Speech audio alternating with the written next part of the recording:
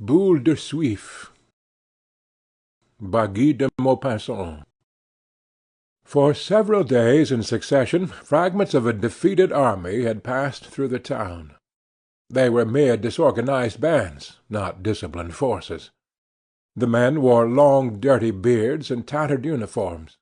They advanced in listless fashion, without a flag, without a leader. All seemed exhausted, worn out, incapable of thought or resolve, marching onward merely by force of habit, and dropping to the ground with fatigue the moment they halted. One saw in particular many enlisted men, peaceful citizens, men who lived quietly on their income, bending beneath the weight of their rifles, and little active volunteers, easily frightened but full of enthusiasm, as eager to attack as they were ready to take to flight. And amid these a sprinkling of red-breeched soldiers, the pitiful remnant of a division cut down in a great battle, sombre artillerymen side by side with nondescript foot soldiers, and here and there the gleaming helmet of a heavy-footed dragoon who had difficulty in keeping up with the quicker pace of the soldiers of the line. Legions of irregulars with high-sounding names, avengers of defeat, citizens of the tomb, brethren in death, passed in their turn, looking like banditti.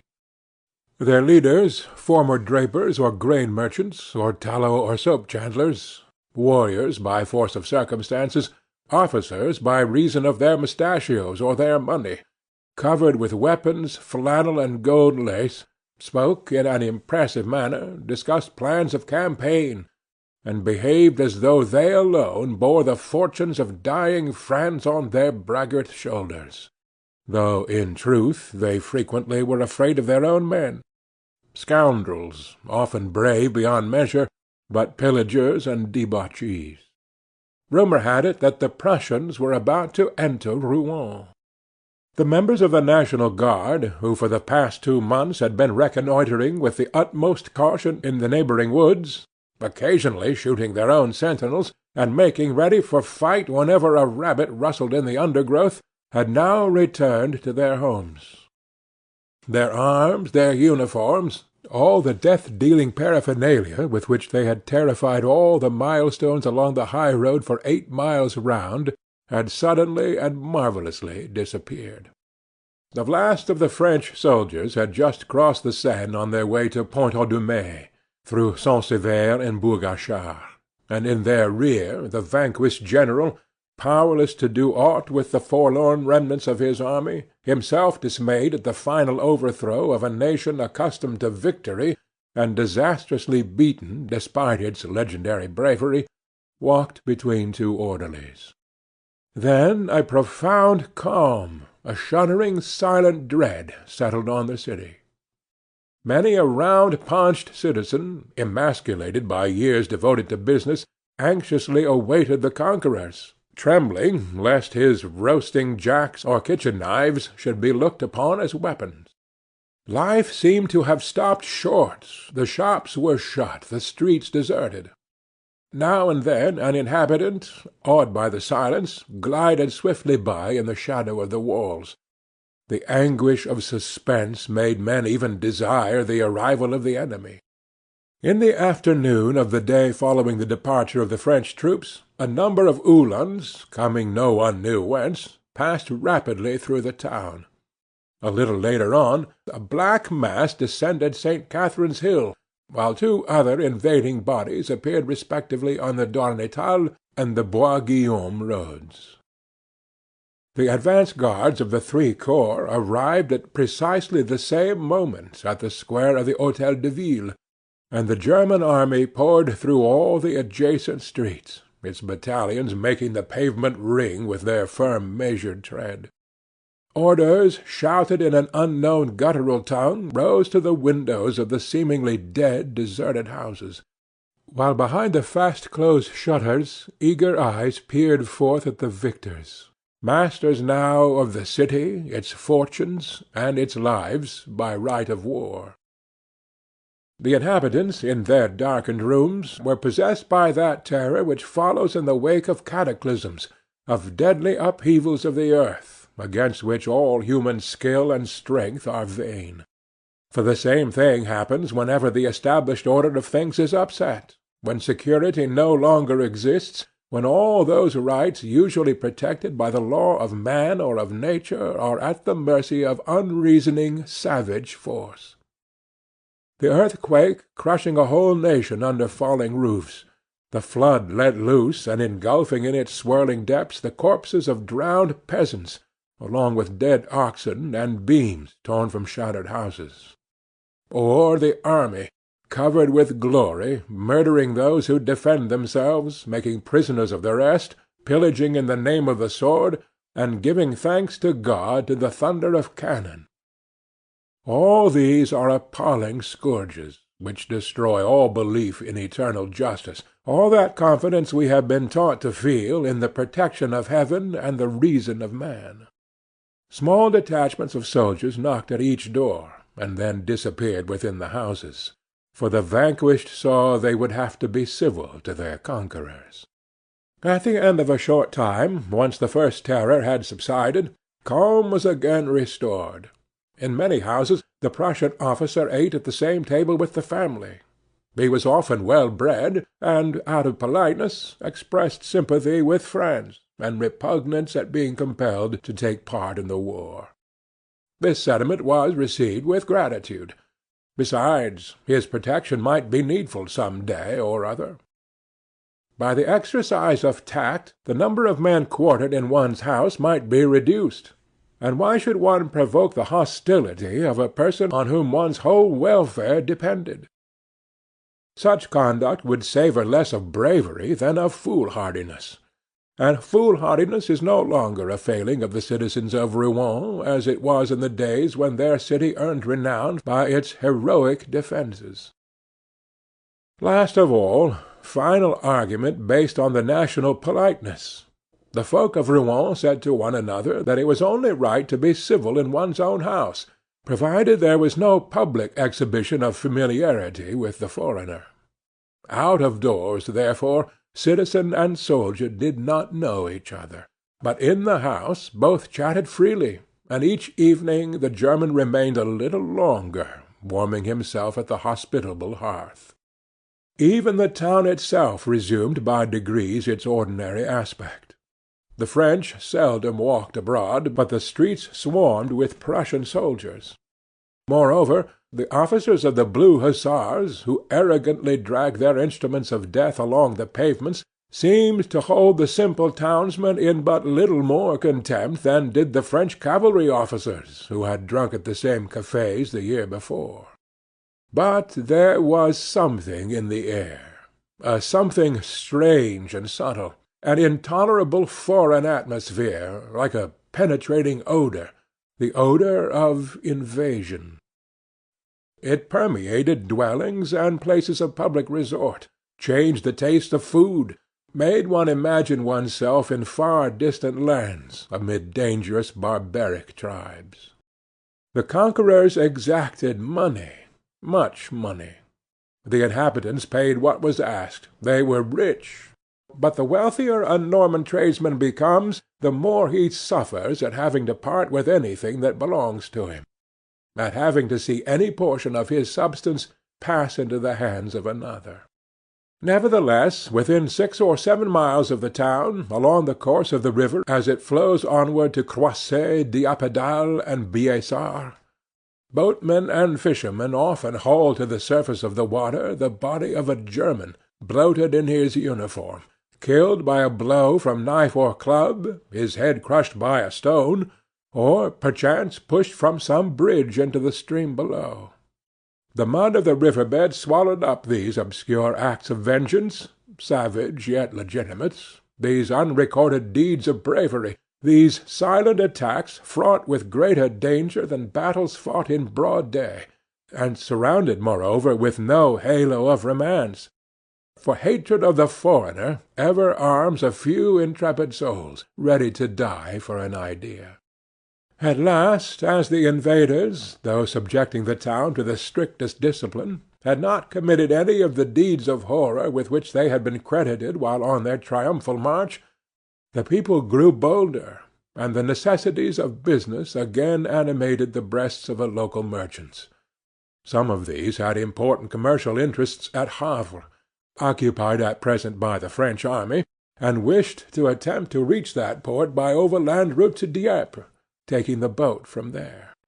Through the influence of the German officers whose acquaintance they had made, they obtained a permit to leave town from the general in command. A large 4-horse coach having, therefore, been engaged for the journey, and 10 passengers having given in their names to the proprietor, they decided to start on a certain Tuesday morning before daybreak, to avoid attracting a crowd. The ground had been frozen hard for some time past, and about 3 o'clock on Monday afternoon, large black clouds from the north shed their burden of snow uninterruptedly all through that evening and night. At 4:30 in the morning the travellers met in the courtyard of the Hôtel de Normandie, where they were to take their seats in the coach. They were still half asleep, and shivering with cold under their wraps. They could see one another but indistinctly in the darkness, and the mountain of heavy winter wraps in which each was swathed made them look like a gathering of obese priests in their long cassocks. But 2 men recognized each other. A third accosted them, and the 3 began to talk. "I am bringing my wife," said one. "So am I." "And I too." The first speaker added, "We shall not return to Rouen, and if the Prussians approach Havre, we will cross to England." All 3, it turned out, had made the same plans, being of similar disposition and temperament. Still the horses were not harnessed. A small lantern carried by a stable-boy emerged now and then from one dark doorway, to disappear immediately in another. The stamping of horses' hoofs, deadened by the dung and straw of the stable, was heard from time to time, and from inside the building issued a man's voice, talking to the animals and swearing at them. A faint tinkle of bells showed that the harness was being got ready. This tinkle soon developed into a continuous jingling, louder or softer according to the movements of the horse, sometimes stopping altogether, then breaking out in a sudden peal, accompanied by a pawing of the ground by an iron-shod hoof. The door suddenly closed. All noise ceased. The frozen townsmen were silent. They remained motionless, stiff with cold.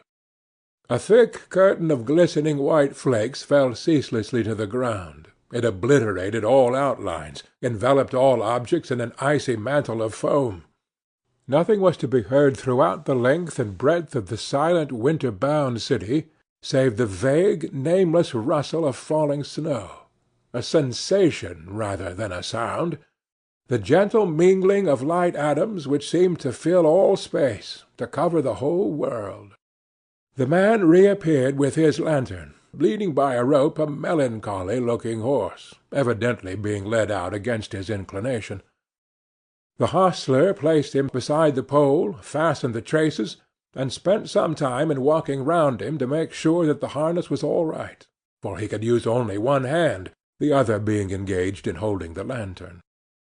As he was about to fetch the second horse, he noticed the motionless group of travellers, already white with snow, and said to them, "Why don't you get inside the coach? You'd be under shelter, at least." This did not seem to have occurred to them, and they at once took his advice. The 3 men seated their wives at the far end of the coach, then got in themselves. Lastly, the other vague, snow-shrouded forms clambered to the remaining places without a word. The floor was covered with straw, into which the feet sank. The ladies at the far end, having brought with them little copper foot-warmers, heated by means of a kind of chemical fuel, proceeded to light these, and spent some time expatiating in low tones on their advantages, saying over and over again things which they had all known for a long time. At last 6 horses instead of 4 having been harnessed to the diligence, on account of the heavy roads, a voice outside asked, "Is every one there?" To which a voice from the interior replied, "Yes," and they set out. The vehicle moved slowly, slowly, at a snail's pace. The wheels sank into the snow. The entire body of the coach creaked and groaned. The horses slipped, puffed, steamed, and the coachman's long whip cracked incessantly, flying hither and thither, coiling up, then flinging out its length like a slender serpent as it lashed some rounded flank, which instantly grew tense as it strained in further effort. But the day grew apace. Those light flakes which one traveller, a native of Rouen, had compared to a rain of cotton, fell no longer. A murky light filtered through dark heavy clouds, which made the country more dazzlingly white by contrast, a whiteness broken sometimes by a row of tall trees spangled with hoar-frost, or by a cottage roof hooded in snow.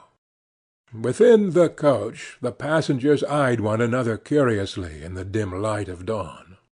Right at the back, in the best seats of all, Monsieur and Madame Loiseau, wholesale wine merchants of the Rue Grand Pont, slumbered opposite each other.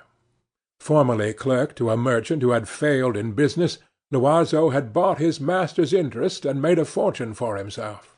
He sold very bad wine at a very low price to the retail dealers in the country, and had the reputation, among his friends and acquaintances, of being a shrewd rascal, a true Norman, full of quips and wiles. So well established was his character as a cheat, that in the mouths of the citizens of Rouen the very name of Loiseau became a byword for sharp practice. Above and beyond this, Loiseau was noted for his practical jokes of every description, his tricks, good or ill-natured, and no one could mention his name without adding at once, "He's an extraordinary man, Loiseau." He was undersized and pot-bellied, had a florid face with grayish whiskers. His wife, tall, strong, determined, with a loud voice and decided manner, represented the spirit of order and arithmetic in the business house which Loiseau enlivened by his jovial activity. Beside them, dignified in bearing, belonging to a superior caste, sat Monsieur Carré-Lamadon, a man of considerable importance, a king in the cotton trade, proprietor of 3 spinning mills, officer of the Legion of Honor, and member of the General Council. During the whole time the empire was in the ascendancy, he remained the chief of the well-disposed opposition, merely in order to command a higher value for his devotion when he should rally to the cause, which he meanwhile opposed with courteous weapons, to use his own expression. Madame Carré-Lamadon, much younger than her husband, was the consolation of all the officers of good family quartered at Rouen. Pretty, slender, graceful, she sat opposite her husband, curled up in her furs, and gazed mournfully at the sorry interior of the coach. Her neighbors, the Comte and Comtesse Hubert de Breville, bore one of the noblest and most ancient names in Normandy.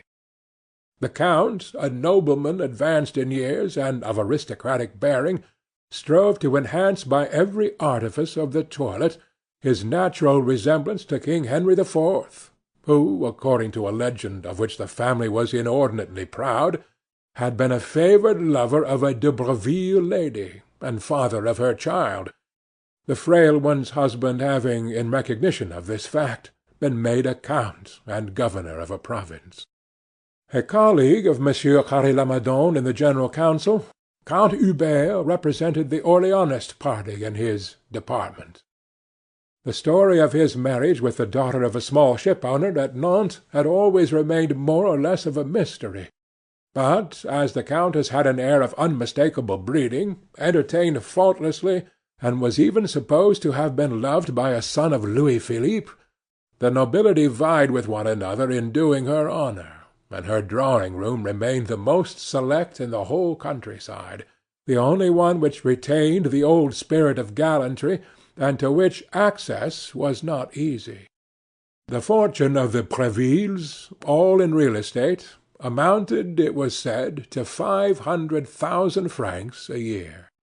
These 6 people occupied the farther end of the coach, and represented society with an income, the strong established society of good people with religion and principle. It happened by chance that all the women were seated on the same side, and the countess had, moreover, as neighbors, two nuns, who spent the time in fingering their long rosaries and murmuring paternosters and aves. One of them was old, and so deeply pitted with smallpox that she looked for all the world as if she had received a charge of shot full in the face. The other, of sickly appearance, had a pretty but wasted countenance and a narrow consumptive chest, sapped by that devouring faith which is the making of martyrs and visionaries. A man and woman sitting opposite the two nuns attracted all eyes. The man, a well-known character, was Cornudet, the Democrat, the terror of all respectable people. For the past 20 years his big red beard had been on terms of intimate acquaintance with the tankards of all the Republican cafés. With the help of his comrades and brethren he had dissipated a respectable fortune left him by his father, an old established confectioner, and he now impatiently awaited the Republic, that he might at last be rewarded with the post he had earned by his revolutionary orgies. On the 4th of September, possibly as the result of a practical joke, he was led to believe that he had been appointed prefect. But when he attempted to take up the duties of the position, the clerks in charge of the office refused to recognize his authority, and he was compelled, in consequence, to retire. A good sort of fellow in other respects, inoffensive and obliging, he had thrown himself zealously into the work of making an organized defence of the town. He had pits dug in the level country, young forest trees felled, and traps set on all the roads. Then, at the approach of the enemy, thoroughly satisfied with his preparations, he had hastily returned to the town. He thought he might now do more good at Havre, where new entrenchments would soon be necessary. The woman, who belonged to the courtesan class, was celebrated for an embonpoint unusual for her age, which had earned for her the sobriquet of Boule De Suif. Short and round, fat as a pig, with puffy fingers constricted at the joints, looking like rows of short sausages, with a shiny, tightly stretched skin and an enormous bust filling out the bodice of her dress, she was yet attractive and much sought after, owing to her fresh and pleasing appearance. Her face was like a crimson apple, a peony bud just bursting into bloom. She had two magnificent dark eyes, fringed with thick heavy lashes, which cast a shadow into their depths. Her mouth was small, ripe, kissable, and was furnished with the tiniest of white teeth. As soon as she was recognized, the respectable matrons of the party began to whisper among themselves, and the words hussy and public scandal were uttered so loudly that Boule de Suif raised her head. She forthwith cast such a challenging, bold look at her neighbors that a sudden silence fell on the company, and all lowered their eyes, with the exception of Loiseau, who watched her with evident interest. But conversation was soon resumed among the three ladies, whom the presence of this girl had suddenly drawn together in the bonds of friendship, one might almost say in those of intimacy. They decided that they ought to combine, as it were, in their dignity as wives in face of this shameless hussy, for legitimized love always despises its easy-going brother. The three men also, brought together by a certain conservative instinct awakened by the presence of Cornudet, spoke of money matters in a tone expressive of contempt for the poor. Count Hubert related the losses he had sustained at the hands of the Prussians, spoke of the cattle which had been stolen from him, the crops which had been ruined, with the easy manner of a nobleman who was also a tenfold millionaire, and whom such reverses would scarcely inconvenience for a single year. Monsieur Carre-Lamadon, a man of wide experience in the cotton industry, had taken care to send 600,000 francs to England as provision against the rainy day he was always anticipating. As for Loiseau, he had managed to sell to the French Commissariat Department all the wines he had in stock, so that the state now owed him a considerable sum, which he hoped to receive at Havre. And all three eyed one another in friendly, well-disposed fashion. Although of varying social status, they were united in their brotherhood of money, in that vast freemasonry made up of those who possess, who can jingle gold wherever they choose to put their hands into their breeches pockets. The coach went along so slowly that at 10 o'clock in the morning it had not covered 12 miles. 3 times the men of the party got out and climbed the hills on foot. The passengers were becoming uneasy, for they had counted on lunching at Totes, and it seemed now as if they would hardly arrive there before nightfall. Every one was eagerly looking out for an inn by the roadside, when suddenly the coach foundered in a snowdrift, and it took 2 hours to extricate it. As appetites increased, their spirits fell. No inn, no wine-shop could be discovered, the approach of the Prussians and the transit of the starving French troops having frightened away all business. The men sought food in the farmhouses beside the road, but could not find so much as a crust of bread, for the suspicious peasant invariably hid his stores for fear of being pillaged by the soldiers, who, being entirely without food, would take violent possession of everything they found. About 1 o'clock Loiseau announced that he positively had a big hollow in his stomach. They had all been suffering in the same way for some time, and the increasing gnawings of hunger had put an end to all conversation. Now and then some one yawned, another followed his example, and each in turn, according to his character, breeding, and social position, yawned, either quietly or noisily, placing his hand before the gaping void whence issued breath condensed into vapour. Several times Boule De Suif stooped, as if searching for something under her petticoats. She would hesitate a moment, look at her neighbours, and then quietly sit upright again. All faces were pale and drawn. Loiseau declared he would give 1,000 francs for a knuckle of ham. His wife made an involuntary and quickly checked gesture of protest. It always hurt her to hear of money being squandered, and she could not even understand jokes on such a subject. "As a matter of fact, I don't feel well," said the count. "Why did I not think of bringing provisions?" Each one reproached himself in similar fashion. Cornudet, however, had a bottle of rum, which he offered to his neighbours. They all coldly refused except Loiseau, who took a sip and returned the bottle with thanks, saying, "That's good stuff. It warms one up, and cheats the appetite." The alcohol put him in good humour, and he proposed they should do as the sailors did in the song, eat the fattest of the passengers. This indirect allusion to Boule De Suif shocked the respectable members of the party. No one replied, only Cornudet smiled.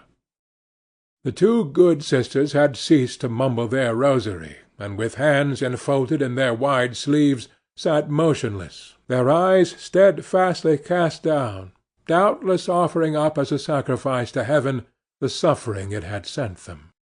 At last, at 3 o'clock, as they were in the midst of an apparently limitless plain, with not a single village in sight, Boule De Suif stooped quickly, and drew from underneath the seat a large basket covered with a white napkin. From this she extracted first of all a small earthenware plate and a silver drinking-cup, then an enormous dish containing 2 whole chickens cut into joints and embedded in jelly. The basket was seen to contain other good things, pies, fruit, dainties of all sorts, provisions in fine for a 3 days' journey, rendering their owner independent of wayside inns. The necks of 4 bottles protruded from among the food. She took a chicken wing and began to eat it daintily, together with one of those rolls called in Normandy régence. All looks were directed toward her. An odor of food filled the air, causing nostrils to dilate, mouths to water, and jaws to contract painfully. The scorn of the ladies for this disreputable female grew positively ferocious.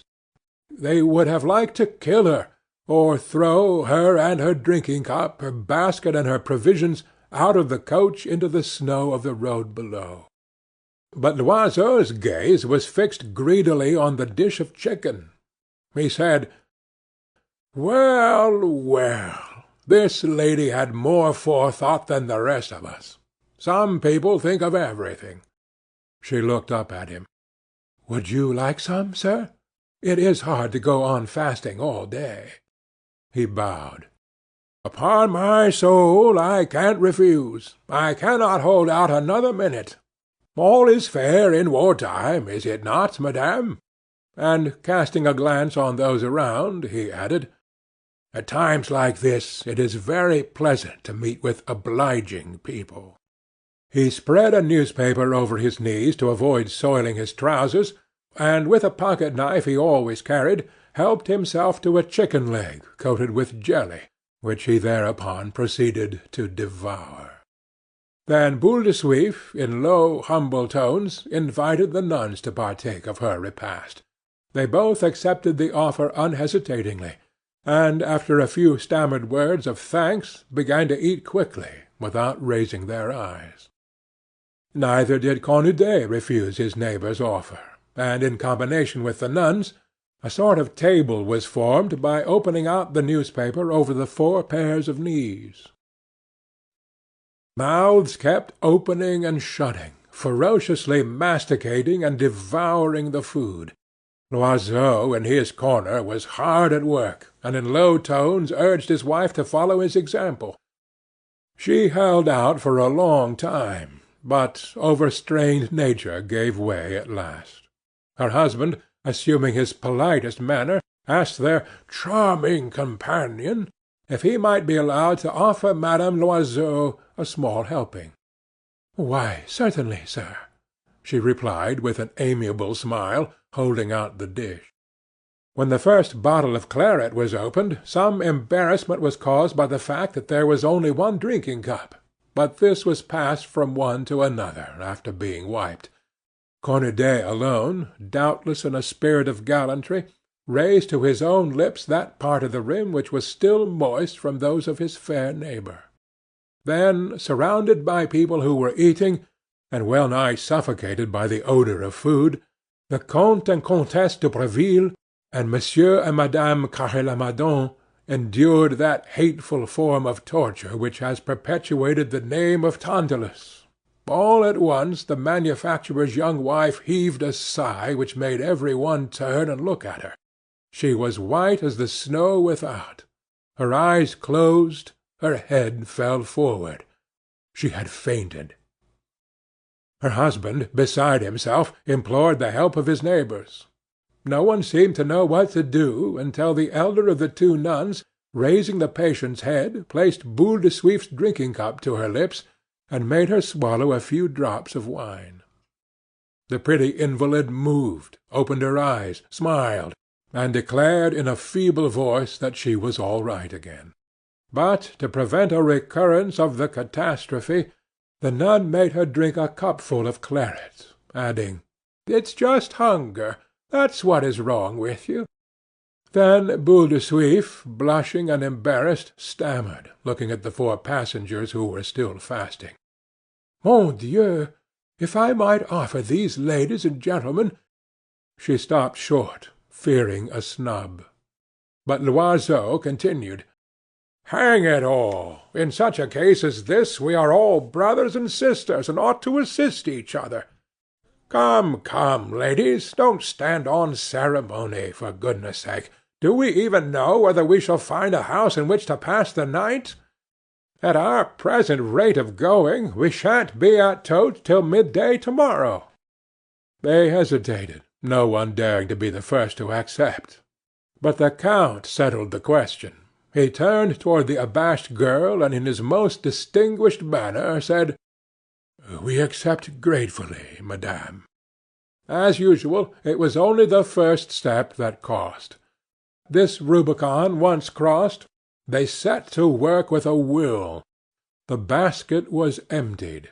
It still contained a pâté de foie gras, a lark pie, a piece of smoked tongue, croissant pears, Pont l'Evêque gingerbread, fancy cakes, and a cup full of pickled gherkins and onions, Boule De Suif, like all women, being very fond of indigestible things. They could not eat this girl's provisions without speaking to her, so they began to talk, stiffly at first, then, as she seemed by no means forward, with greater freedom. Madame de Breville and Carré-Lamadon, who were accomplished women of the world, were gracious and tactful. The countess especially displayed that amiable condescension characteristic of great ladies whom no contact with baser mortals can sully, and was absolutely charming. But the sturdy Madame Loiseau, who had the soul of a gendarme, continued morose, speaking little and eating much. Conversation naturally turned on the war. Terrible stories were told about the Prussians, deeds of bravery were recounted of the French, and all these people who were fleeing themselves were ready to pay homage to the courage of their compatriots. Personal experiences soon followed, and Boule De Suif related, with genuine emotion, and with that warmth of language not uncommon in women of her class and temperament, how it came about that she had left Rouen. "I thought at first that I should be able to stay," she said. "My house was well stocked with provisions, and it seemed better to put up with feeding a few soldiers than to banish myself goodness knows where. But when I saw these Prussians, it was too much for me. My blood boiled with rage. I wept the whole day for very shame. Oh, if only I had been a man!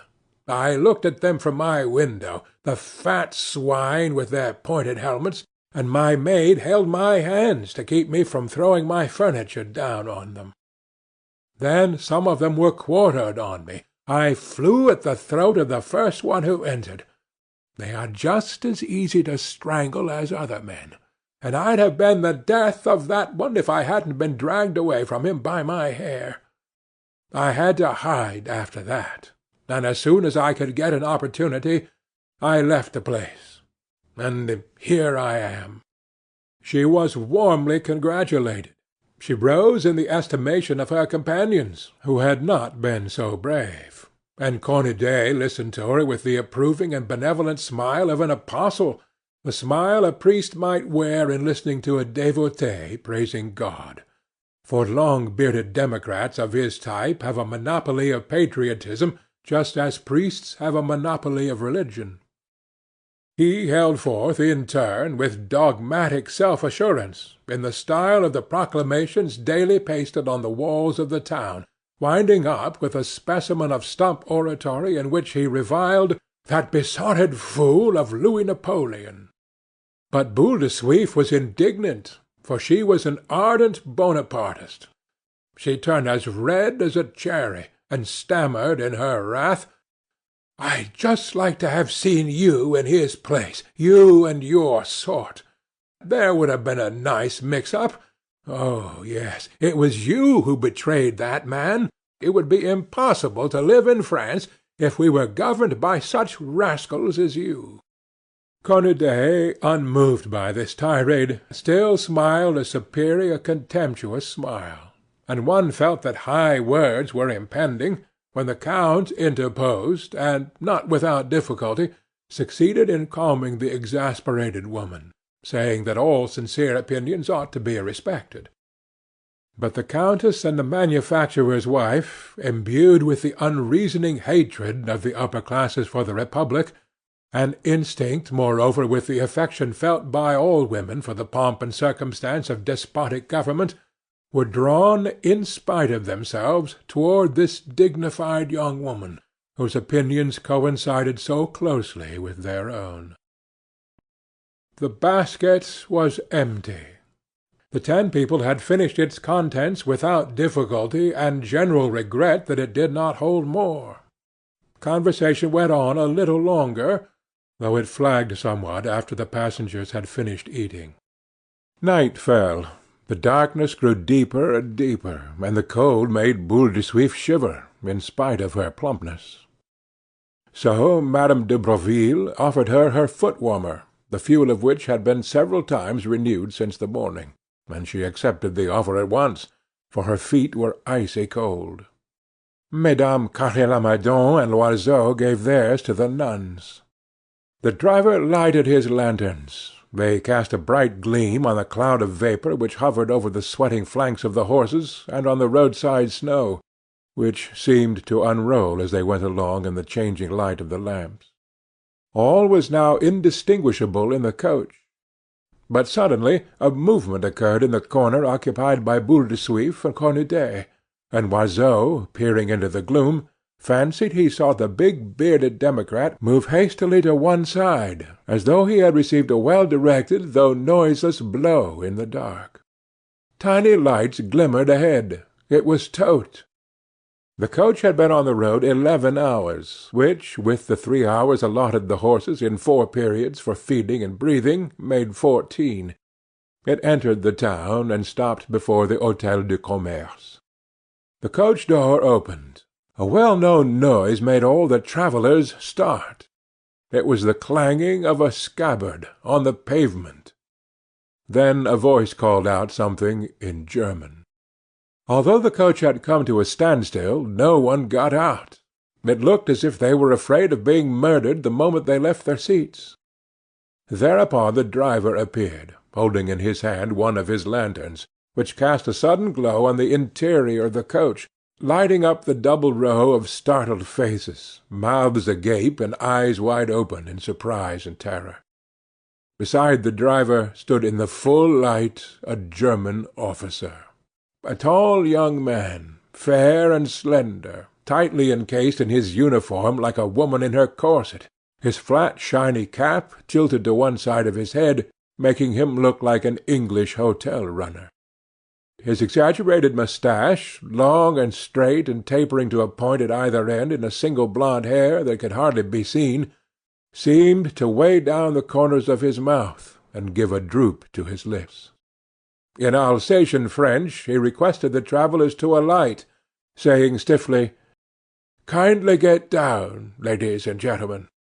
The 2 nuns were the first to obey, manifesting the docility of holy women accustomed to submission on every occasion.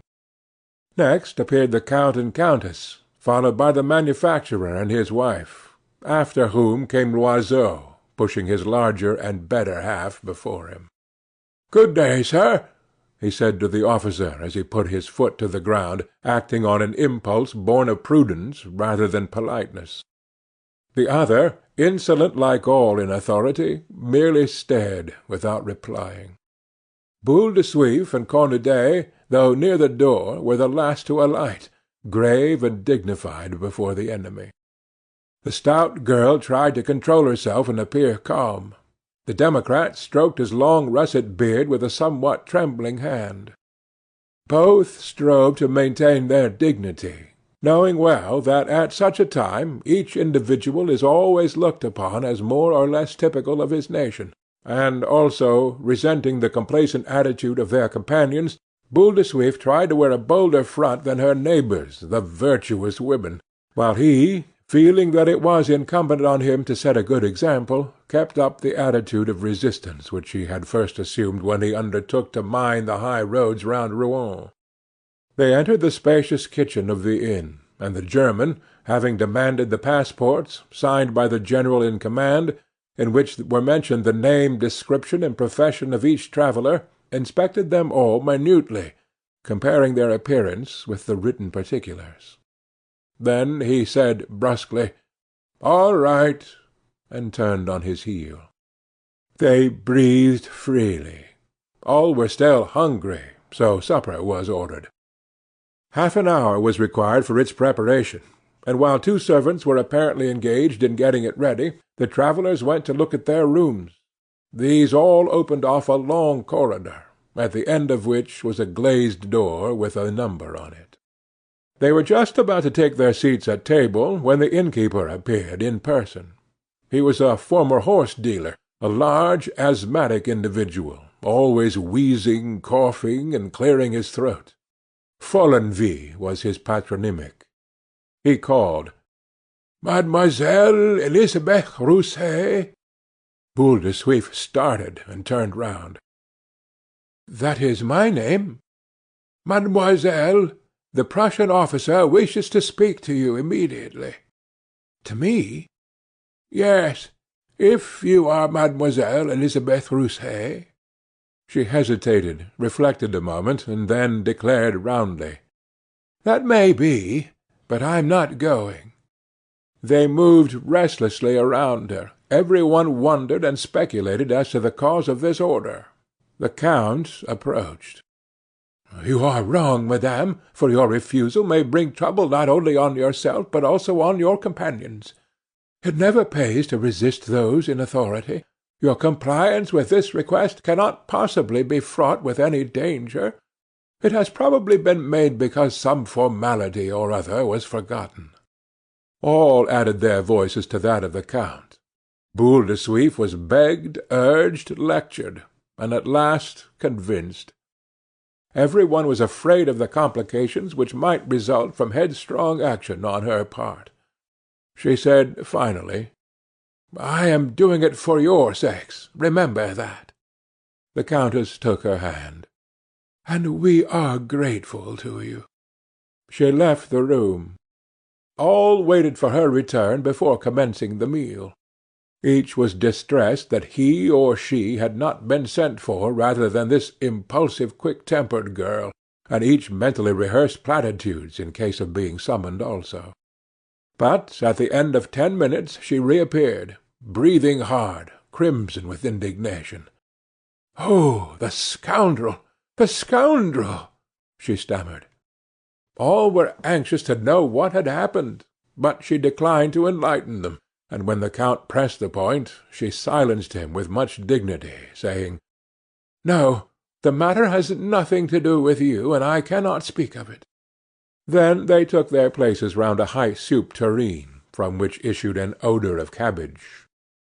In spite of this coincidence, the supper was cheerful. The cider was good. The Loiseaus and the nuns drank it from motives of economy.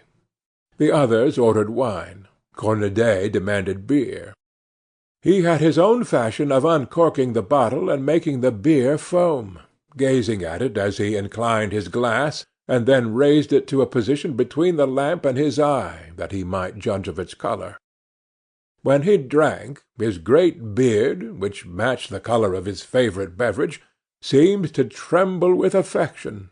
His eyes positively squinted in the endeavour not to lose sight of the beloved glass, and he looked for all the world as if he were fulfilling the only function for which he was born.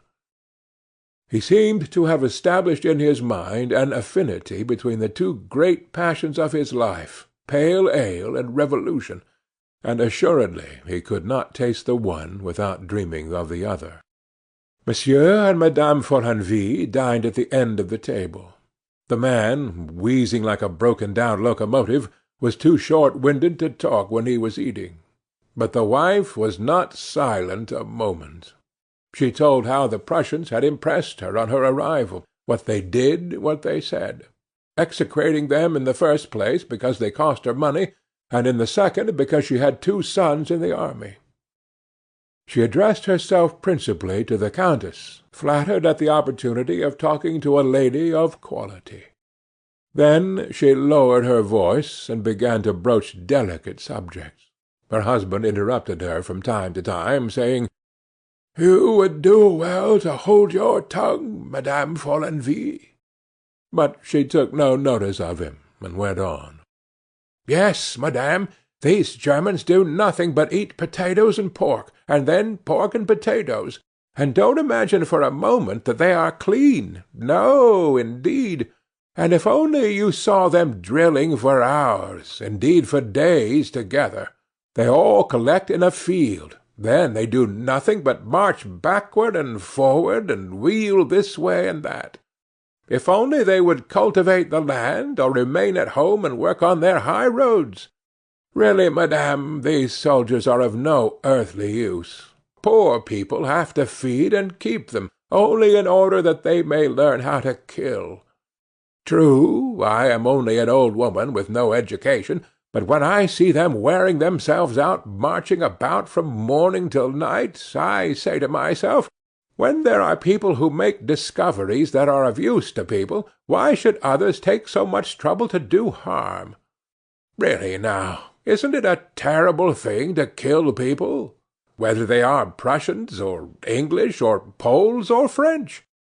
If we revenge ourselves on any one who injures us, we do wrong and are punished for it.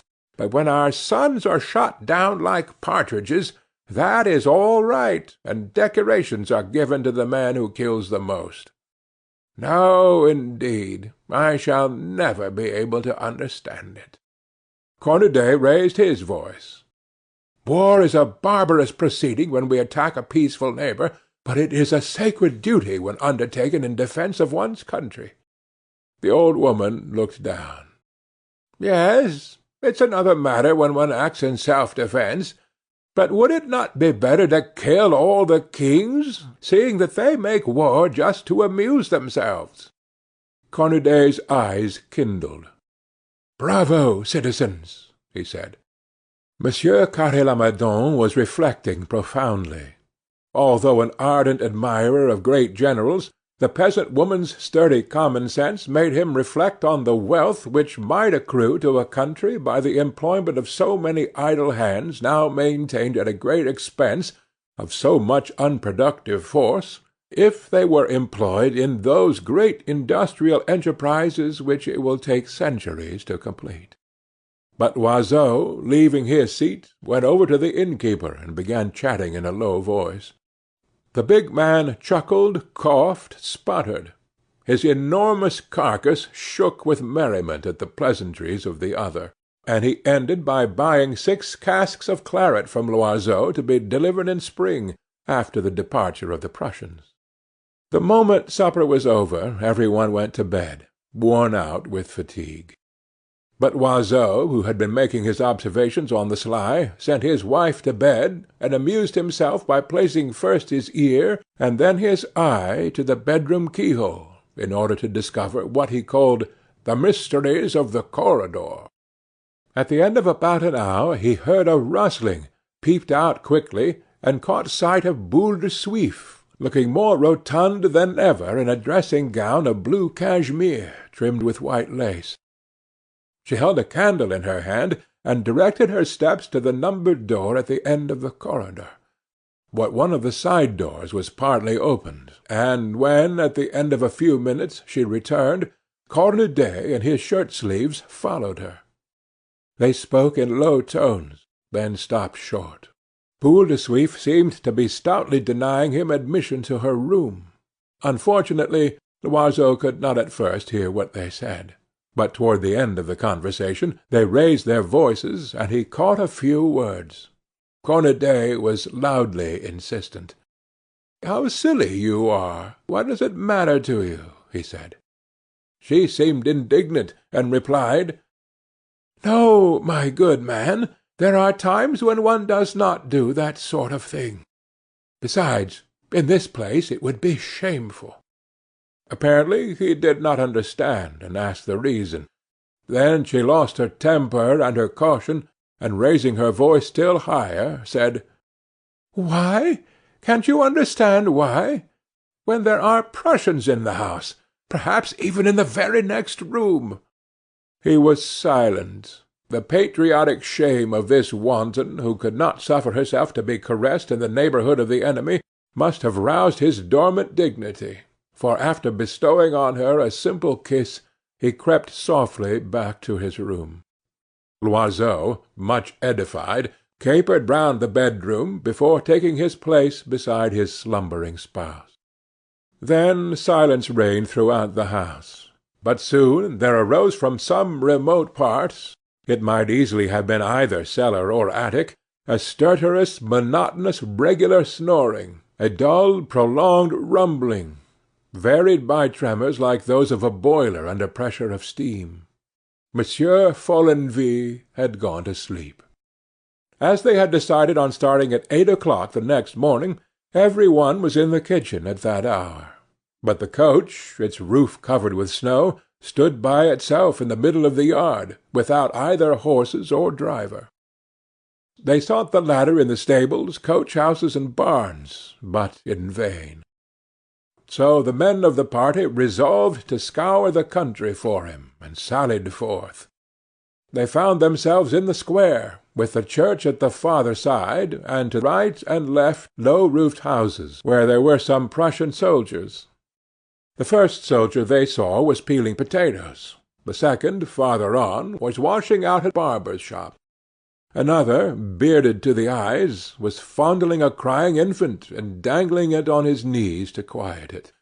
And the stout peasant women, whose men-folk were for the most part at the war, were, by means of signs, telling their obedient conquerors what work they were to do: chop wood, prepare soup, grind coffee. One of them was even doing the washing for his hostess, an infirm old grandmother. The count, astonished at what he saw, questioned the beadle who was coming out of the presbytery. The old man answered, "Oh, these men are not at all a bad sort. They are not Prussians, I am told. They come from somewhere farther off, I don't exactly know where. And they have all left wives and children behind them. They are not fond of war either, you may be sure. I am sure they are mourning for the men where they come from, just as we do here. And the war causes them just as much unhappiness as it does us. As a matter of fact, things are not so very bad here just now, because the soldiers do no harm, and work just as if they were in their own homes. You see, sir, poor folk always help one another. It is the great ones of this world who make war." Cornudet, indignant at the friendly understanding established between conquerors and conquered, withdrew, preferring to shut himself up in the inn. "They are repeopling the country," jested Loiseau. "They are undoing the harm they have done," said Monsieur Carre-Lamadon gravely. But they could not find the coach-driver. At last he was discovered in the village café, fraternizing cordially with the officer's orderly. "Were you not told to harness the horses at 8 o'clock?" demanded the count. "Oh, yes, but I've had different orders since." "What orders?" "Not to harness at all." "Who gave you such orders?" "Why, the Prussian officer." "But why?" "I don't know. Go and ask him. I am forbidden to harness the horses, so I don't harness them, that's all." "Did he tell you so himself?" "No, sir. The innkeeper gave me the order from him." "When?" "Last evening, just as I was going to bed." The three men returned in a very uneasy frame of mind. They asked for Monsieur Follenvie, but the servant replied that on account of his asthma he never got up before 10 o'clock. They were strictly forbidden to rouse him earlier, except in case of fire. They wished to see the officer, but that also was impossible, although he lodged in the inn. Monsieur Follenvie alone was authorized to interview him on civil matters. So they waited. The women returned to their rooms and occupied themselves with trivial matters. Cornudet settled down beside the tall kitchen fireplace, before a blazing fire. He had a small table and a jug of beer placed beside him, and he smoked his pipe, a pipe which enjoyed among democrats a consideration almost equal to his own, as though it had served its country in serving Cornudet. It was a fine meerschaum, admirably coloured to a black the shade of its owner's teeth, but sweet-smelling, gracefully curved, at home in its master's hand, and completing his physiognomy. And Cornudet sat motionless, his eyes fixed now on the dancing flames, now on the froth which crowned his beer, and after each draught he passed his long thin fingers with an air of satisfaction through his long greasy hair, as he sucked the foam from his moustache. Loiseau, under pretence of stretching his legs, went out to see if he could sell wine to the country dealers. The count and the manufacturer began to talk politics. They forecast the future of France. One believed in the Orleans dynasty, the other in an unknown saviour, a hero who should rise up in the last extremity, a Du Guesclin, perhaps a Joan of Arc, or another Napoleon the First. Ah, if only the Prince Imperial were not so young! Cornudet, listening to them, smiled like a man who holds the keys of destiny in his hands. His pipe perfumed the whole kitchen. As the clock struck 10, Monsieur Follenvie appeared. He was immediately surrounded and questioned, but could only repeat, 3 or 4 times in succession, and without variation, the words, "The officer said to me just like this, 'Monsieur Follenvie, you will forbid them to harness up the coach for those travellers to-morrow. They are not to start without an order from me. You hear? That is sufficient.' Then they asked to see the officer. The count sent him his card, on which Monsieur Carre-Lamadon also inscribed his name and titles. The Prussian sent word that the 2 men would be admitted to see him after his luncheon, that is to say, about 1 o'clock. The ladies reappeared, and they all ate a little, in spite of their anxiety. Boule De Suif appeared ill and very much worried. They were finishing their coffee when the orderly came to fetch the gentlemen. Loiseau joined the other 2. But when they tried to get Cornudet to accompany them, by way of adding greater solemnity to the occasion, he declared proudly that he would never have anything to do with the Germans, and resuming his seat in the chimney-corner, he called for another jug of beer. The 3 men went upstairs, and were ushered into the best room in the inn, where the officer received them, lolling at his ease in an arm-chair, his feet on the mantelpiece, smoking a long porcelain pipe, and enveloped in a gorgeous dressing-gown, doubtless stolen from the deserted dwelling of some citizen destitute of taste in dress. He neither rose, greeted them, nor even glanced in their direction. He afforded a fine example of that insolence of bearing which seems natural to the victorious soldier. After the lapse of a few moments, he said in his halting French, "What do you want?" "We wish to start on our journey," said the count. "No." "May I ask the reason of your refusal?" "Because I don't choose." "I would respectfully call your attention, monsieur, to the fact that your general in command gave us a permit to proceed to Dieppe, and I do not think we have done anything to deserve this harshness at your hands." "I don't choose. That's all. You may go." They bowed and retired. The afternoon was wretched. They could not understand the caprice of this German, and the strangest ideas came into their heads. They all congregated in the kitchen, and talked the subject to death, imagining all kinds of unlikely things. Perhaps they were to be kept as hostages, but for what reason?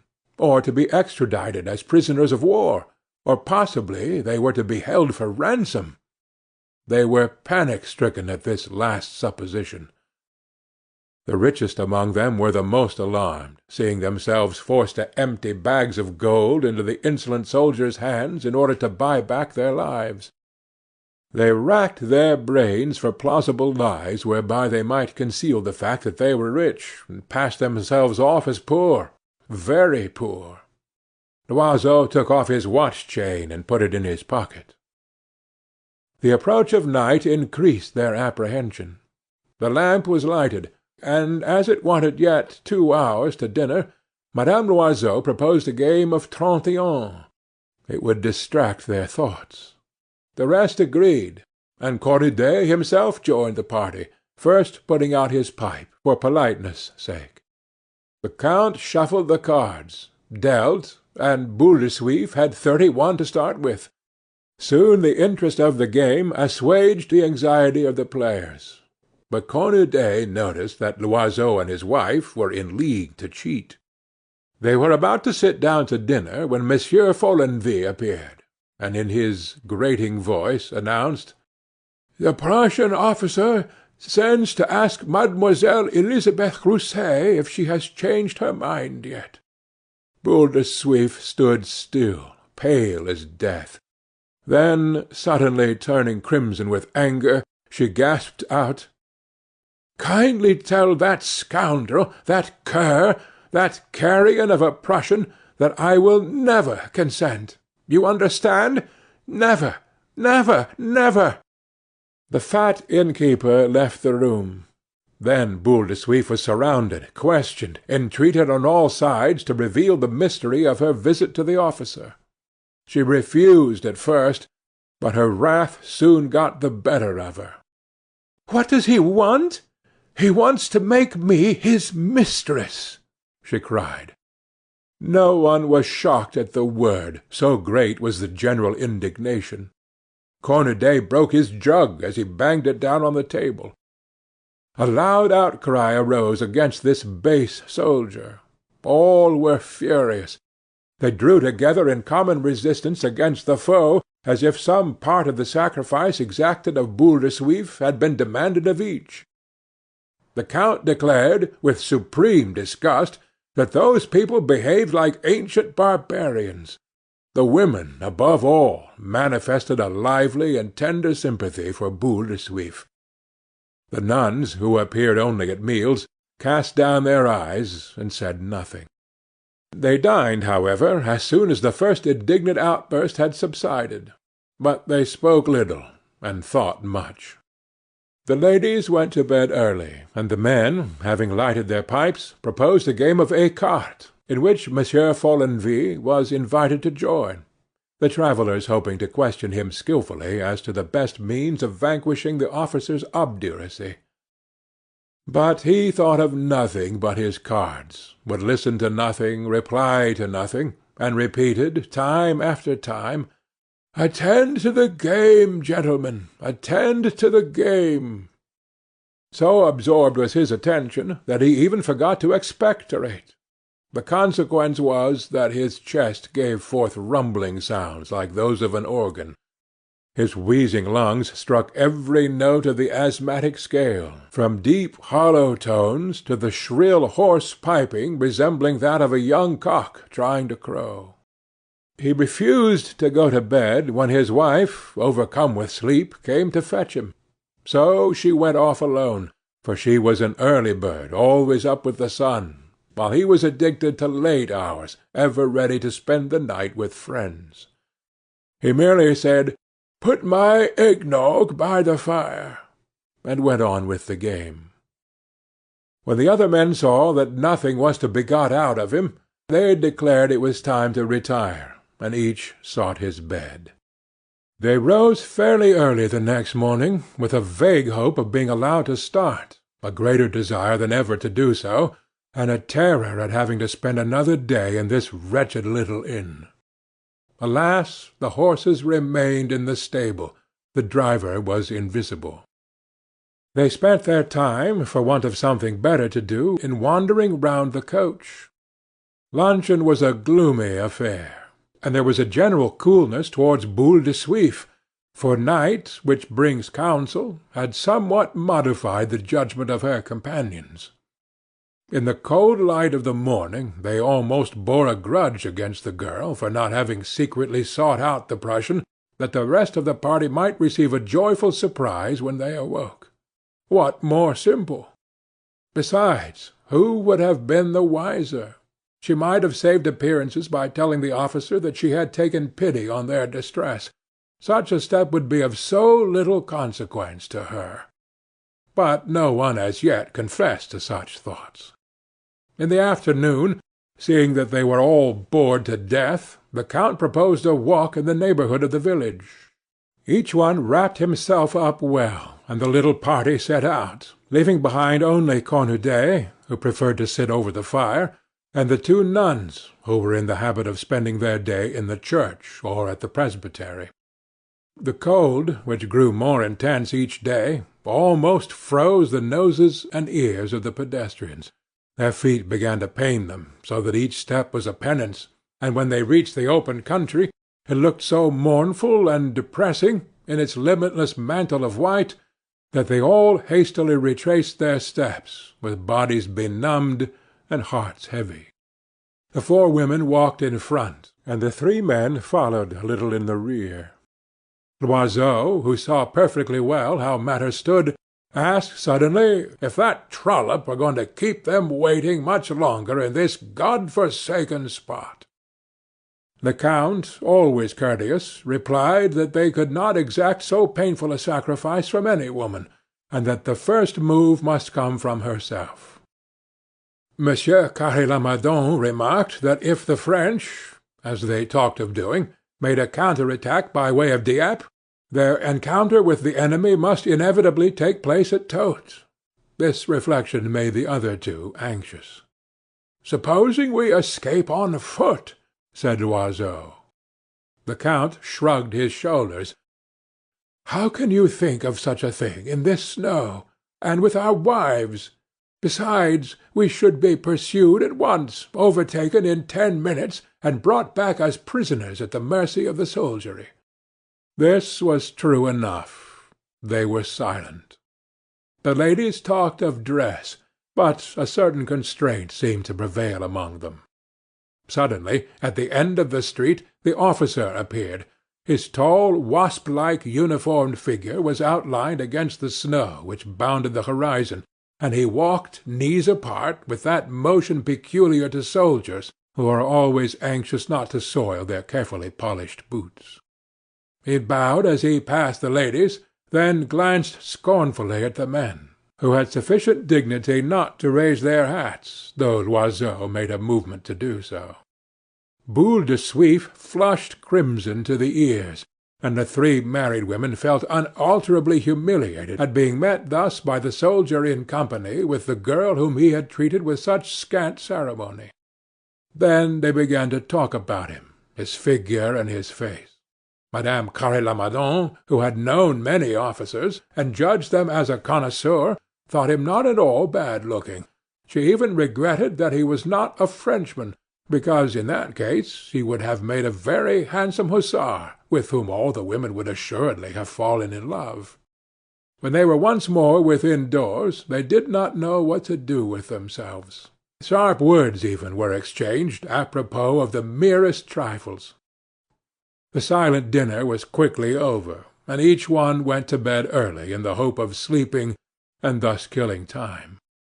They came down next morning with tired faces and irritable tempers. The women scarcely spoke to Boule De Suif.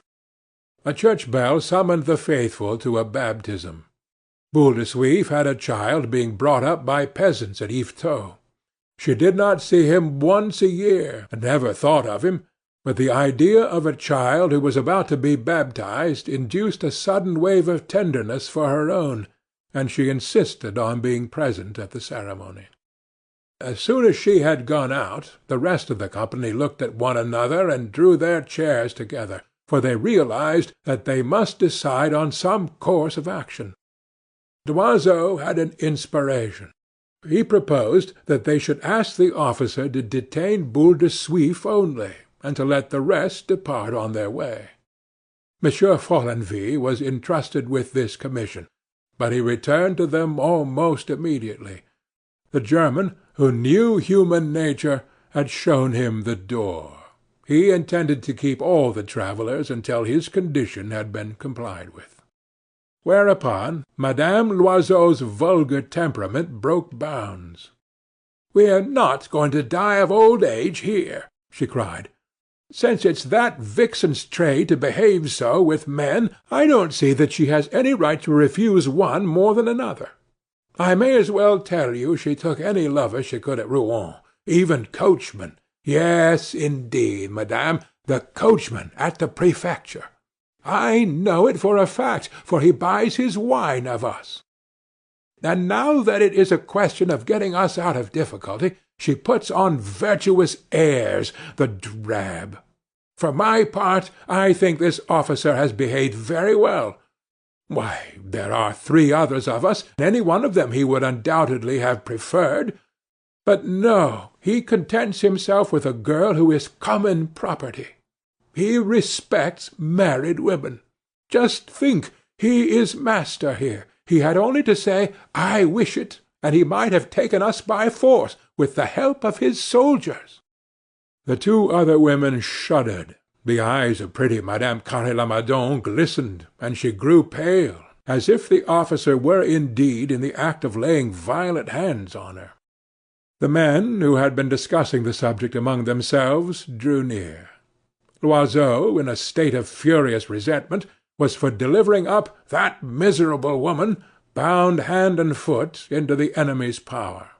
But the count, descended from 3 generations of ambassadors, and endowed, moreover, with the lineaments of a diplomat, was in favor of more tactful measures.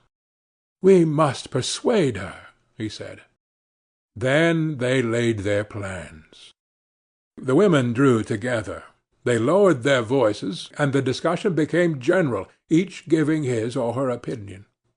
But the conversation was not in the least coarse. The ladies in particular were adepts at delicate phrases and charming subtleties of expression to describe the most improper things.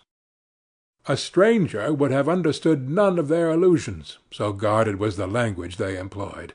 But seeing that the thin veneer of modesty with which every woman of the world is furnished goes but a very little way below the surface, they began rather to enjoy this unedifying episode, and at bottom were hugely delighted, feeling themselves in their element, furthering the schemes of lawless love with the gusto of a gourmand cook who prepares supper for another.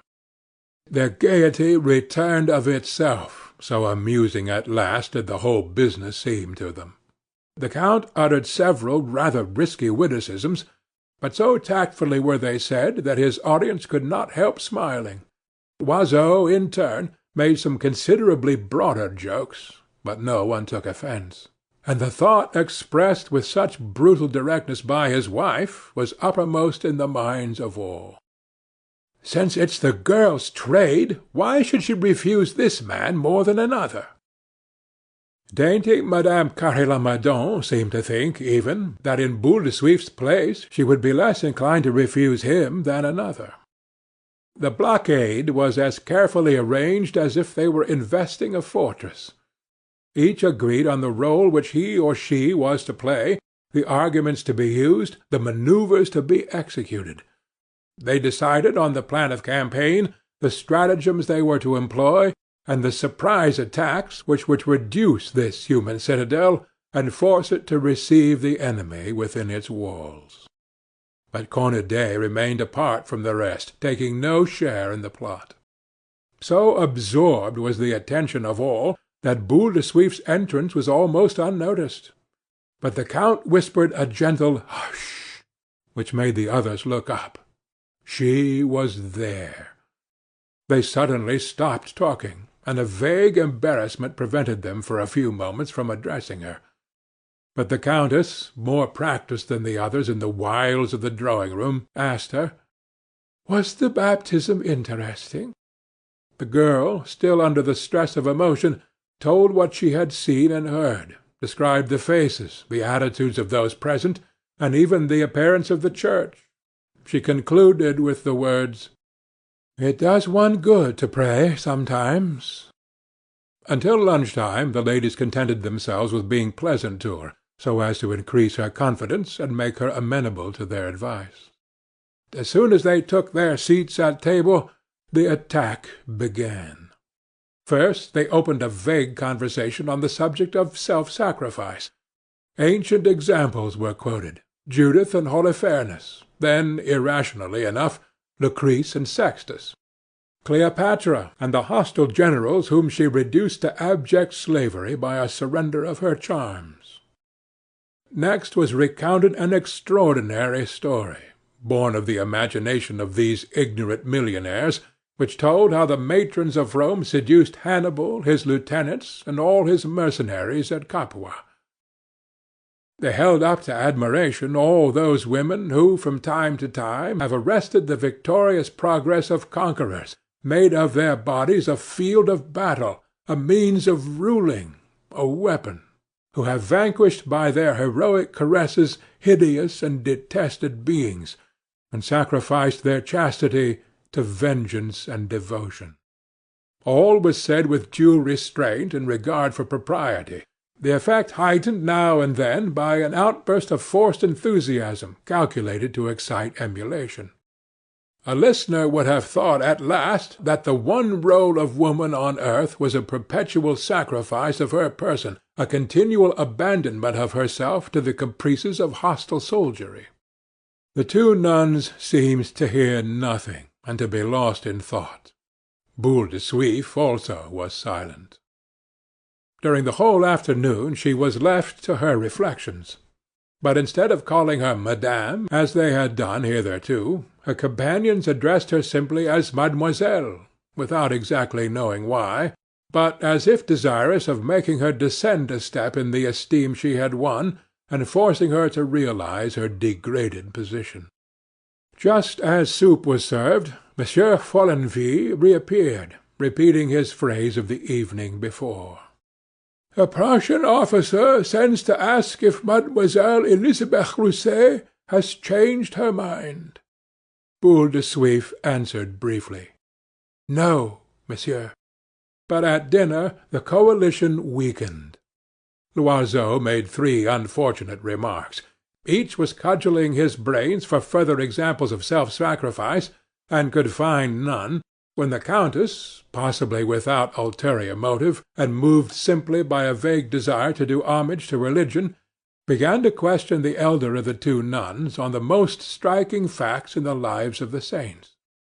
Now it fell out that many of these had committed acts which would be crimes in our eyes, but the Church readily pardons such deeds when they are accomplished for the glory of God or the good of mankind. This was a powerful argument, and the countess made the most of it. Then, whether by reason of a tacit understanding, a thinly veiled act of complaisance, such as those who wear the ecclesiastical habit excel in, or whether merely as the result of sheer stupidity, a stupidity admirably adapted to further their designs, the old nun rendered formidable aid to the conspirator. They had thought her timid. She proved herself bold, talkative, bigoted. She was not troubled by the ins and outs of casuistry.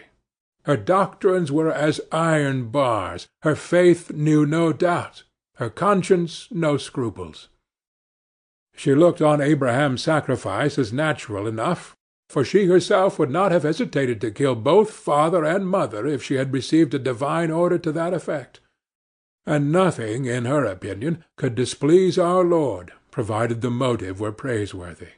The countess, putting to good use the consecrated authority of her unexpected ally, led her on to make a lengthy and edifying paraphrase of that axiom enunciated by a certain school of moralists, "The end justifies the means." "Then, sister," she asked, "you think God accepts all methods, and pardons the act when the motive is pure?" "Undoubtedly, madam. An action reprehensible in itself often derives merit from the thought which inspires it." And in this wise they talked on, fathoming the wishes of God, predicting his judgments, describing him as interested in matters which assuredly concern him but little. All was said with the utmost care and discretion, but every word uttered by the holy woman in her nun's garb weakened the indignant resistance of the courtesan. Then the conversation drifted somewhat, and the nun began to talk of the convents of her order, of her superior, of herself, and of her fragile little neighbor, Sister Saint Nicephore. They had been sent for from Havre to nurse the hundreds of soldiers who were in hospitals, stricken with smallpox. She described these wretched invalids and their malady, and while they themselves were detained on their way by the caprices of the Prussian officer, scores of Frenchmen might be dying whom they would otherwise have saved, for the nursing of soldiers was the old nun's specialty. She had been in the Crimea, in Italy, in Austria, and as she told the story of her campaigns, she revealed herself as one of those holy sisters of the fife and drum who seemed designed by nature to follow camps, to snatch the wounded from amid the strife of battle, and to quell with a word, more effectually than any general, the rough and insubordinate troopers. A masterful woman, her seamed and pitted face itself an image of the devastations of war. No one spoke when she had finished, for fear of spoiling the excellent effect of her words.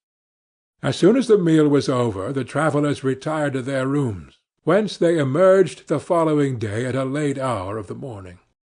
Luncheon passed off quietly. The seed sown the preceding evening was being given time to germinate and bring forth fruit.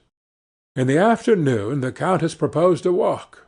Then the count, as had been arranged beforehand, took Boule De Suif's arm, and walked with her at some distance behind the rest. He began talking to her in that familiar, paternal, slightly contemptuous tone which men of his class adopt in speaking to women like her, calling her "my dear child," and talking down to her from the height of his exalted social position and stainless reputation. He came straight to the point. "So you prefer to leave us here, exposed like yourself to all the violence which would follow on a repulse of the Prussian troops, rather than consent to surrender yourself, as you have done so many times in your life?" The girl did not reply. He tried kindness, argument, sentiment. He still bore himself as count, even while adopting, when desirable, an attitude of gallantry, and making pretty, nay, even tender speeches. He exalted the service she would render them, spoke of their gratitude, then, suddenly using the familiar "thou," "And you know, my dear, he could boast then of having made a conquest of a pretty girl such as he won't often find in his own country." Boule De Suif did not answer, and joined the rest of the party. As soon as they returned, she went to her room, and was seen no more. The general anxiety was at its height. What would she do? If she still resisted, how awkward for them all! The dinner hour struck. They waited for her in vain. At last Monsieur Follenvie entered, announcing that Mademoiselle Rousset was not well, and that they might sit down to table. They all pricked up their ears. The count drew near the innkeeper, and whispered, "Is it all right?" "Yes." Out of regard for propriety he said nothing to his companions, but merely nodded slightly toward them. A great sigh of relief went up from all breasts. Every face was lighted up with joy. "By gad!" shouted Loiseau, "I'll stand champagne all round, if there's any to be found in this place." And great was Madame Loiseau's dismay when the proprietor came back with 4 bottles in his hands. They had all suddenly become talkative and merry. A lively joy filled all hearts. The count seemed to perceive for the first time that Madame Carre Lamadon was charming. The manufacturer paid compliments to the countess. The conversation was animated, sprightly, witty, and although many of the jokes were in the worst possible taste, all the company were amused by them, and none offended, indignation being dependent, like other emotions, on surroundings. And the mental atmosphere had gradually become filled with gross imaginings and unclean thoughts.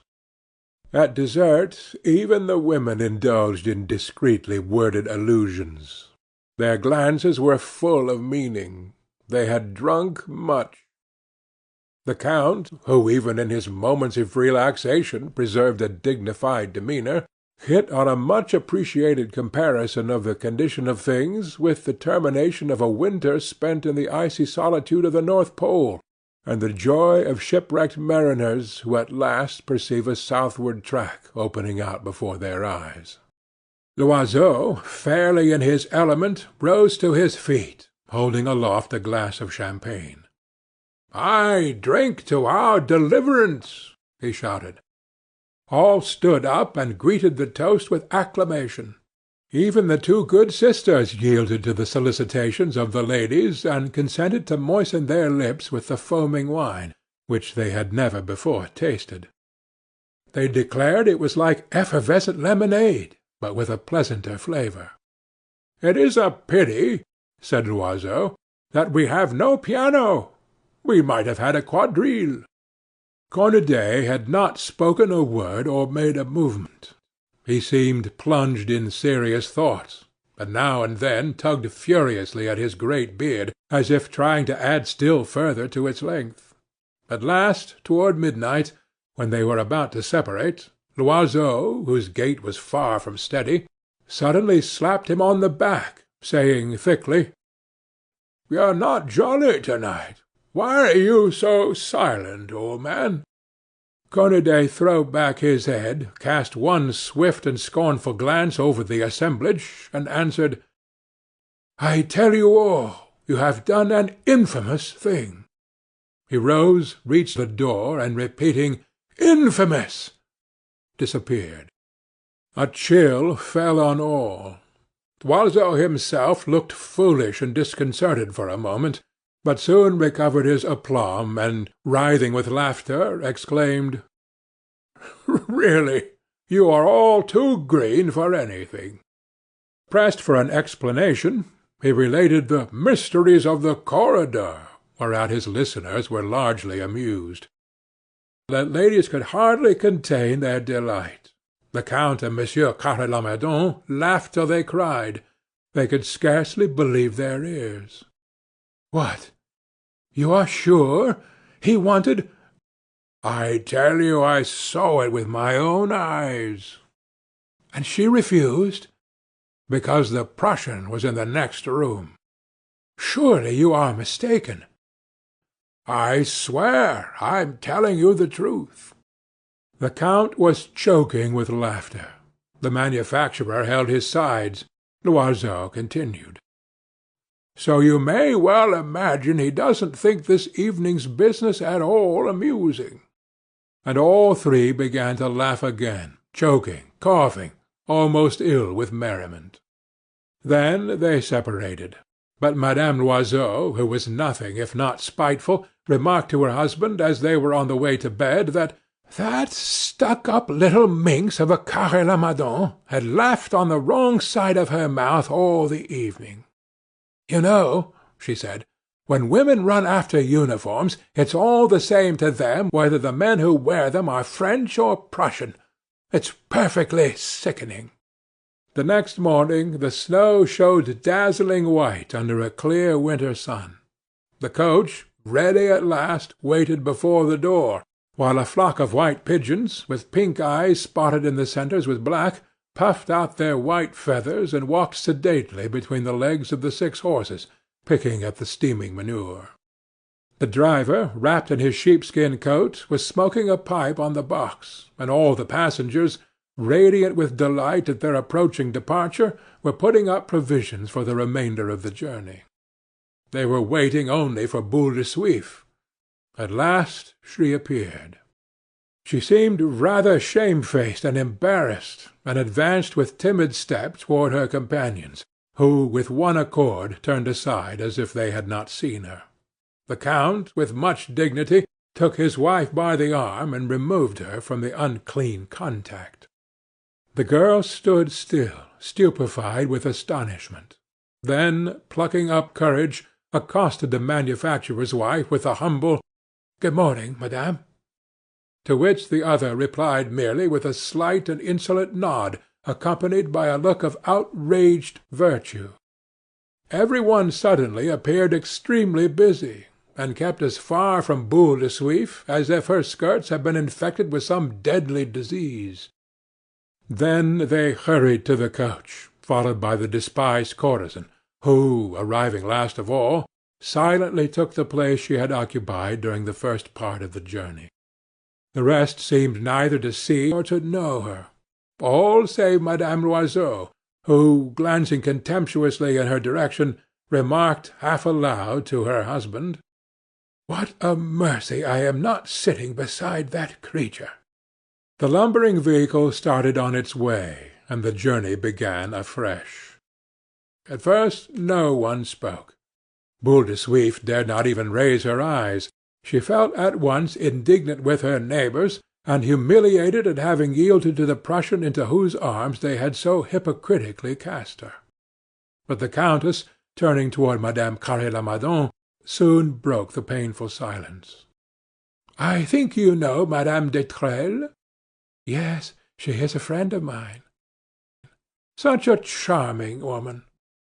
delightful, exceptionally talented, and an artist to the finger-tips. She sings marvellously and draws to perfection." The manufacturer was chatting with the count, and amid the clatter of the window-panes a word of their conversation was now and then distinguishable: shares, maturity, premium, time-limit.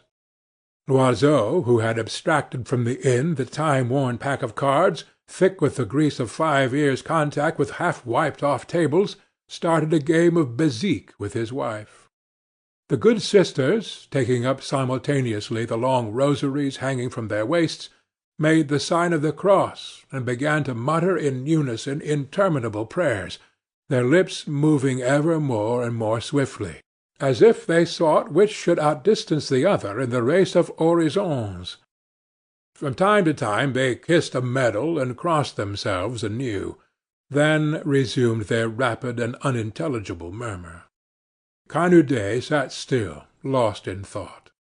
At the end of 3 hours Loiseau gathered up the cards, and remarked that he was hungry. His wife thereupon produced a parcel, tied with string, from which she extracted a piece of cold veal. This she cut into neat thin slices, and both began to eat. "We may as well do the same," said the countess. The rest agreed, and she unpacked the provisions which had been prepared for herself, the count, and the Carré Lamadon. In one of these oval dishes, the lids of which are decorated with an earthenware hare, by way of showing that a game-pie lies within, was a succulent delicacy consisting of the brown flesh of the game, larded with strokes of bacon and flavoured with other meats chopped fine. A solid wedge of Gruyère cheese, which had been wrapped in a newspaper, bore the imprint, "Items of News," on its rich oily surface.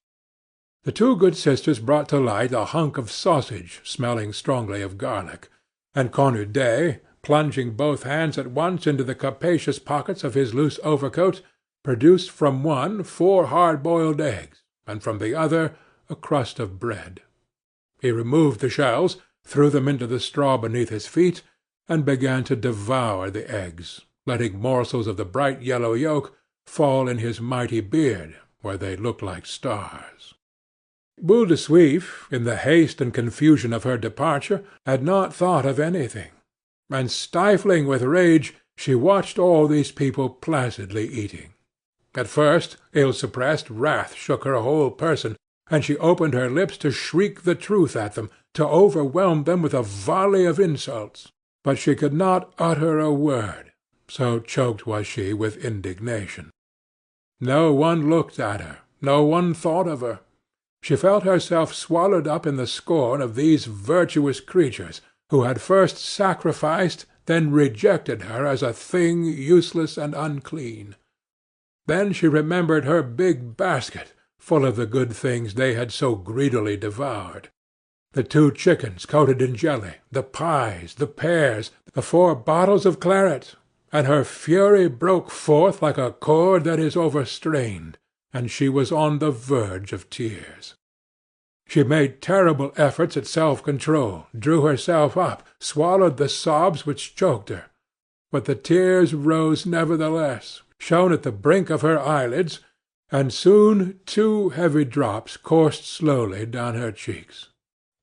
Others followed more quickly, like water filtering from a rock, and fell one after another on her rounded bosom.